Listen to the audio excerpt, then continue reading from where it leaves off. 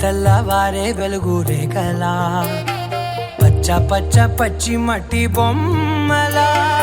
అల్లి బిల్లి వెన్న పాల నురగలా అచ్చ తెలుగు ఇంటి పూల కొమ్మలా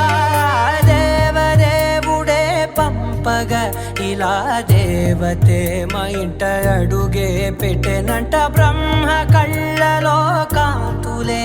మా అమ్మలా మా కోసం మళ్ళీ లాలి పాడేనంట. వచ్చిందమ్మ వచ్చిందమ్మ